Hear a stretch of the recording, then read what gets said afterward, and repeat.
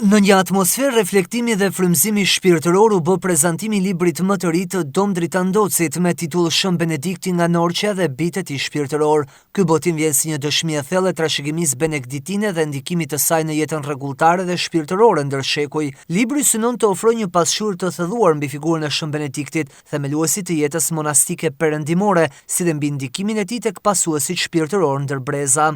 Shën Benedikti, një personalitet shumë interesant që ka jetu në mes shekujve të 5-6, por që ka lanë gjurmë jashtëzakonisht të mëdha në historinë e Kish, në përshpirtërinë e krishterë, edhe në kulturën perëndimore, sidomos në Evropë, pra, që pastaj është bërë kultura e gjithë vendeve të tjera perëndimore, aq sa është quajtur edhe pajtori i Evropës, është shpall pajtori i Evropës.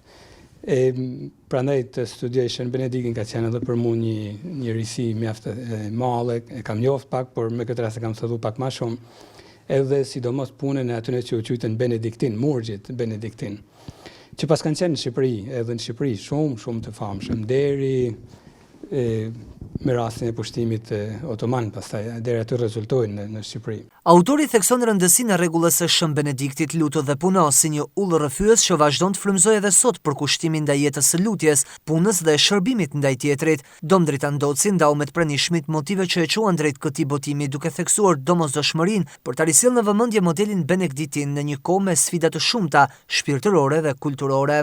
Futa edhe pjesën e benediktinëve të Shqipërisë që thash rezultojnë sidomos të fuqishëm nga shekulli i 9 deri në shekullin e 16, pra vërtet të rëndësishëm për hapjen e krishterërimit e mbrojtjen e katolicizmit në trepat shqiptare. Në Shalë të Dugadinit është një fshat me emrin Abat.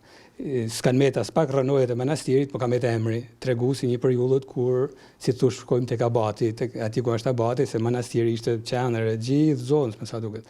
Oboti, që është Oboti i Shkodrës, Abat është një, si thosh, vjen prej këtij emri, pra.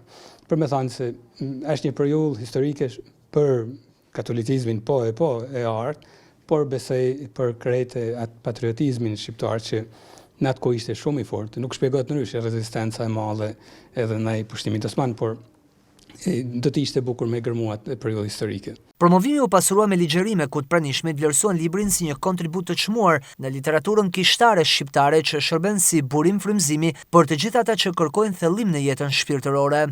Të gjithë ne, edhe ne, jemi bitë në një farë mënyrë e përshpirtërisë e Shën Benedikti që është një që me të cilën me jetën e tij, me shembullin e tij, ka themeluar për shpirtërinë, mund të themi, për kontinent evropian, por ne ndihemi bitet të tij sepse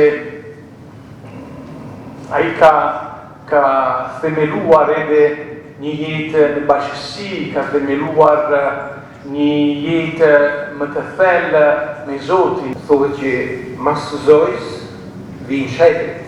Kena të me dëgju një ekspoze të jetës se këti shajti ka të veçantë të kishës me një ndikim jo thjesht shpirtëror, por kulturor, mënyrë të veçantë për kontinentin evropian të cilin e aspirojmë, por që gjeografikisht i përkasin totalisht. Kohën kur vinë benediktinët në Trojet tonë është kohë jashtëzakonisht e rrezikshme dhe populli ynë vuan veçanërisht në një dy rreziqe shumë të dëmshme për vendin tonë, që është helenizmi dhe slavizmi, sidomos shekulli 9 deri në shekullin 13.